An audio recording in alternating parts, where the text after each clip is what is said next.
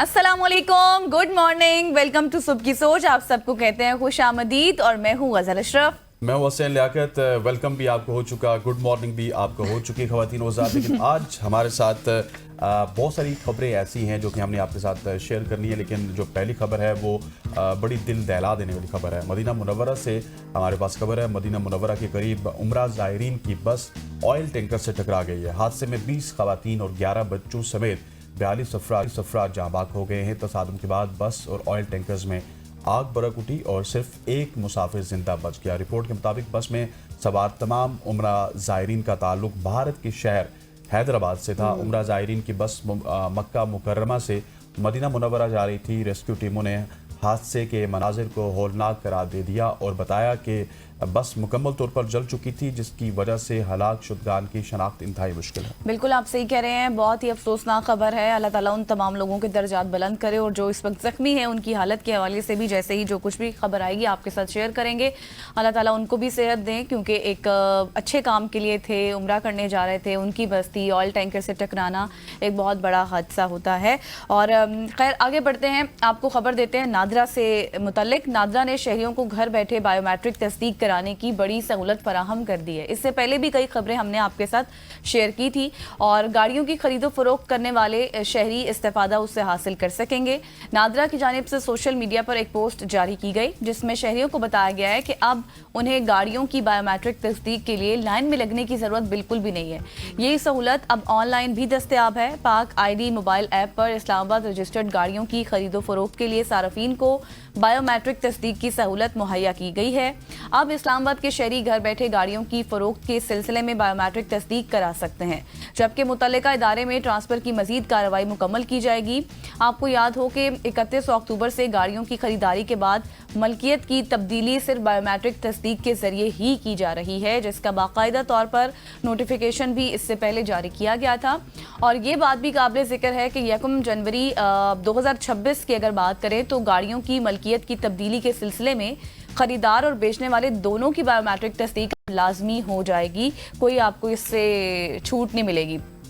ठीक है, अच्छा सही, ये जनवरी 2025 से ही है। और नादरा की जानिब से एक और सहूलत भी मुतारिफ कराई गई है, जिसके तहत शहरी घर बैठे पाक ID के जरिए अब अपार्टमेंट्स वगैरह भी बुक करा सकते हैं और अपार्टमेंट्स के मिलने के बाद शहरी मुकर्रर वक्त से 10 मिनट पहले नादरा सेंटर पहुंचेंगे और तरजीही प्रोसेसिंग की सहूलत भी मुकम्मल कर लेंगे। बिल्कुल ऐसे ही है ख़वातीन वज़ात। अब पाक ID पे जा सकते हैं, वहाँ पे अपनी अपार्टमेंट ले सकते हैं और अपार्टमेंट लेके आप अपनी तमाम तर चीज़ों को प्रोसीड कर सकते हैं। और जब आप प्रोसीड करेंगे तो आपको धक्के खाने की जरूरत नहीं पड़ेगी, नादरा ऑफिस पे जाने की अच्छा, जरूरत वो नहीं पड़ेगी। अपॉइंटमेंट था, मैं जरा अपार्टमेंट वगैरह बात करी थी उसके हवाले से। अच्छा, मैं सोचो अपॉइंटमेंट पढ़ा आपने। खैर आगे बढ़ते हैं ख़वातीन वज़ात। और आगे बढ़ते हुए बताते हैं एक और बड़ी तब्दीली आई है इस वक्त आपको कौमी मंजरनामे पे होती हुई नज़र आएगी। जिस तरह हमने देखा है कि पूरी दुनिया में बिजली के निज़ाम के हवाले से बात होती है, तो हमारा निज़ाम अभी भी वही पुराना है और हर महीने हम बिजली के यूनिट्स खर्च करते हैं और उसके बाद हमारा बिल आता है और वो बिल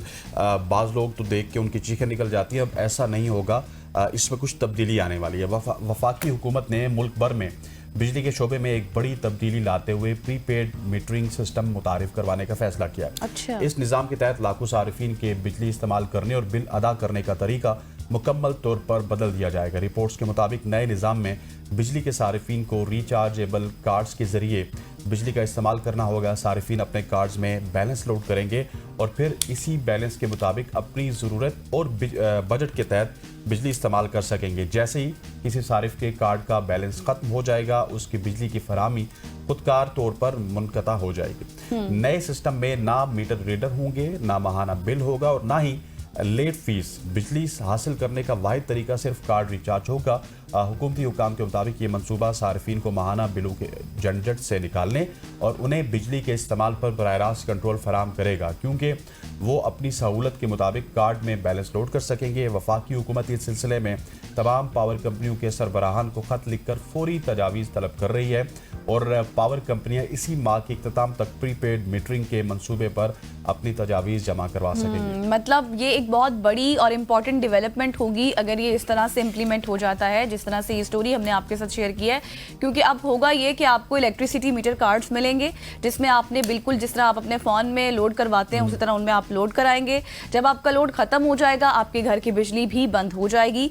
इससे होगा अब ये कि आप एहतियात के तौर पर इस्तेमाल करेंगे। एक तो ये कि आप जितनी कैलकुलेटेड यूनिट्स आप लेंगे उतना ही कैलकुलेटेड आपको उनको लेके चलना पड़ेगा। और जो लोग इस वक्त हमें यूरोप से सुन रहे हैं या फिर यूके से सुन रहे हैं, ये उनके लिए कोई कानूनी चीज नहीं है, क्योंकि बहुत से मुल्कों में चल रहा है। वहाँ पे ऑलरेडी इस तरह चल रहा है कि आपको प्रीपेड कार्ड्स लेने पड़ते हैं और उन कार्ड्स के जरिए ही आपको पता चलता रहता है कि आपके कितने यूनिट्स बाकी हैं, कितने पैसे आपके उस कार्ड में बाकी हैं, कि आप वो बिजली पूरे महीने तक किस तरह से बाइफरकेट करके इस्तेमाल कर सकते हैं। बिल्कुल ऐसा ही है। और अब इसमें ये है कि अब अगर ये ऐसा हो जाता है, सक्सेसफुल हो जाता है ये काम, तो इससे जो आपको शॉक होता है ना बिजली के बिल देख के, महीने के एंड पे जब हम बिल देखते हैं अनएक्सपेक्टेड, जो लगता है कि इतने भारी भरकम बिल कैसे आ गए, वो भी नहीं होगा। फिर बिजली भी एहतियात से इस्तेमाल की जाएगी घरों में। साथ ही साथ फिर इस तरह से भी हो जाएगा कि जो हम करप्शन के हवाले से बात करते हैं, बिजली के ज़िया के हवाले से बात करते हैं, तो उन चीज़ों में भी काफ़ी हद तक कमी आ जाएगी। बिल्कुल ऐसे। आगे बढ़ते हैं और आपको खबर देते हैं, पंजाब वाइल्ड लाइफ डिपार्टमेंट ने जल्लू वाइल्ड लाइफ पार्क के बर्ड ब्रीडिंग और तफरीही मरकज़ में नई तितर की अकसाम शामिल करने की तैयारी शुरू कर दी है, जिनमें स्विन हो का तितर और इसके साथ साथ रिबिस का तितर, ये इस तरह की अकसाम शामिल हैं। और इस इकदाम से पार्क में मौजूद नायाब और खूबसूरत परिंदों के ज़ख़ीरे में मज़ीद इजाफा होगा। और जल्लू पार्क की बर्ड ब्रीडिंग फैसिलिटी, जैसे उमूमन बर्ड आप ये कहें कि हिचरिंग कहा जाता है, पंजाब में परिंदों की हयातियाती तनव्वुर के तहफ़्फ़ुज़ का एक अहम मरकज़ बन चुकी है। 1978 में 456 एकड़ पर कायम होने वाले इस पार्क में 2007 से जंगली हयात के ज़ख़ीरे में इजाफा किया गया, जिसके तहत मुख्तलिफ अक़साम के तितर, तोते, मोर, हिरन और दीगर जानदार शामिल किए गए।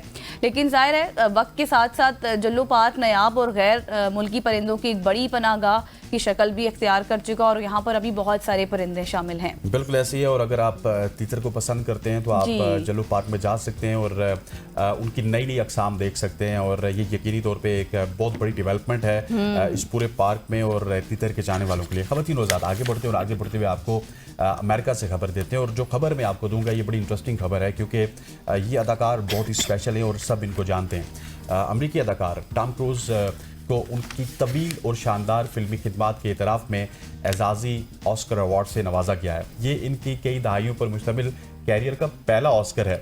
लॉस एंजल्स के डोल्बी थिएटर में मिशन इम्पॉसिबल की मशहूर थीम के दोनों में स्टेज पर आने वाले 63 साल अदाकार टॉम क्रूज का भरपूर इस्तकबाल किया गया।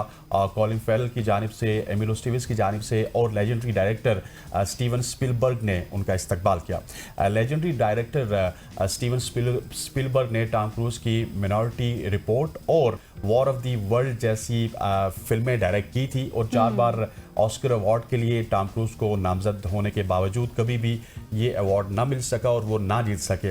अपने खिताब में टॉम क्रूज ने कहा कि सिनेमा से अपनी दरीना मोहब्बत का जिक्र उन्होंने कुछ यूं किया कि बड़ी स्क्रीन वो जगह है जहां मुहिम जोई की प्यास पैदा होती है और सीखने का शौक जागता है, इंसानियत को समझने की कोशिश जन्म लेती है और किरदार तख्लीक करने से लेकर दुनिया को देखने तक सब कुछ मुमकिन महसूस होता है। एजाज़ी ऑस्कर हर साल उन शख्सियात को दिया जाता है जिन्होंने फिल्मी दुनिया में नुमाया और देर पा खिदमात इंजाम दी होती। बिल्कुल आप सही कह रहे हैं। और ये उनका तवील मुद्दत तक, जिस तरह से आपने बताया कि एक रिमार्केबल वर्क भी था, बहुत सी आइकॉनिक फिल्म्स उन्होंने की, उसके साथ साथ ये एक हिस्टोरिक मोमेंट है उनके लिए कि इतनी बार नामजद होना के बहुत बड़े फैंस इस दुनिया में मौजूद हैं अभी भी और बचपन से हम लोग उनको देखते आए हैं। आज तक वो कहीं ना कहीं पे मूवीज में हमें काम करते हुए नजर आ रहे हैं, लेकिन दैट इज वेरी इंटरेस्टिंग कि आज तक उनको ऑस्कर नहीं मिला। अभी मिलना एक हिस्टोरिक मोमेंट है उनके लिए, इतनी बार नामजद होना लेकिन अवार्ड ना मिलना।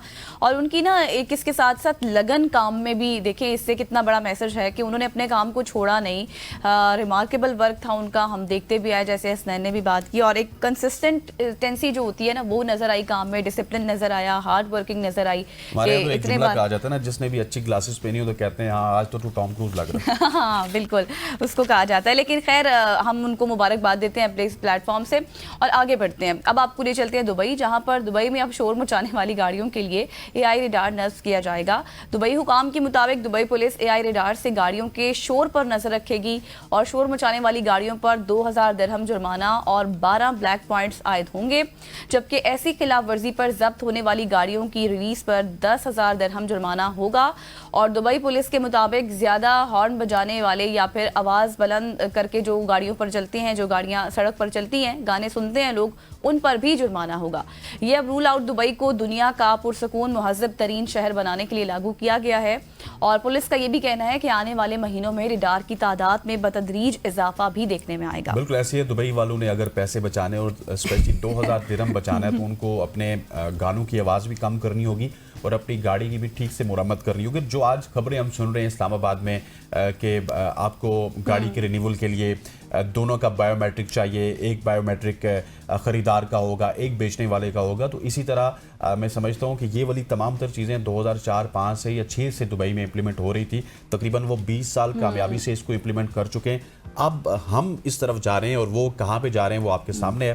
ख़वातीन वज़ात, आगे बढ़ते हुए आपको खैरपुर से एक ज़बरदस्त पैकेज दिखाएंगे। खैरपुर के मूड़े सदियों पुरानी सकाफत है, वो कब है जो आज भी शाही वडेरों की बैठक गांव की असल जीनत बनता है। मकामी जो कम्हारों के हाथ से तैयार होने वाला ये मूड़ा ना सिर्फ हुनरमंदी की अलामत है बल्कि दही समाजी ढांचे, रवायती मेहमान नवाजी और तबकाती बैठक के कल्चर की जिंदा मिसाल भी है। सो आइए मजीद जानते हैं इस पैकेज में क्या अली गौहर की इस खूबसूरत की रिपोर्ट में देखते हैं मजीद क्या क्या है। बाईपास पर हाथ से मेहनत करके मूड़े और मूड़ियां तैयार करने का बड़ा ही ये पुराना तरीका है। एक मूड़े को तैयार करने में 4 से 5 दिन लग जाते हैं। नफासत के साथ तैयार किए जाने वाले मुनफरद अंदाज के ये मूड़े और मूड़ियां खूबसूरती और बनावट के लिहाज से अपना कोई सानी नहीं रखते। ये मूड़े और मूड़ियां दूसरे शहरों में जाते तो हैं, मगर खास तौर पर उन मूड़ों को देखने वालों के शौकीन उनकी खूबसूरती को ज्यादा पसंद करते हैं। अपने घरों, फार्म हाउस और होटलों पर मूड़े रखते हैं। हुकूमती इदारे अगर इनके कारोबार पर थोड़ी सी तवज्जो दें तो ये खूबसूरत मूड़े और मूड़ियां मुल्क की अहम पहचान बनने के साथ साथ कई अफराद के रोजगार का जरिया बन सकते हैं। खूबसूरत मूड़े और मूड़ियाँ बिल्कुल ऐसी है। और ख़वातीन वज़ात, इनको देख के यही लगता था कि अभी हम खैरपुर में कॉल करें और ये मूड़े वहाँ से 5 से 6 दिन लगते हैं डिलीवर मूड़े करवाएं। बनने हाँ, में। लेकिन 5 से 6 दिन लगते हैं, लेकिन काफ़ी ज़्यादा उनके पास बने होंगे तो वो डिलीवरी के लिए हमसे फ़ोन करें और उनको कहें जी कि कल तक ये इस्लामाबाद में पहुँच जाएँ। बड़ी खूबसूरत अंदाज में उनको बना रहे थे और ये हमारी सकाफत का एक भरपूर हिस्सा है। यहाँ पे वक्त हो जाता है एक शॉर्ट सी कमर्शियल ब्रेक का। ब्रेक लेते हैं, वापस आते हैं, हमारे साथ रहिएगा।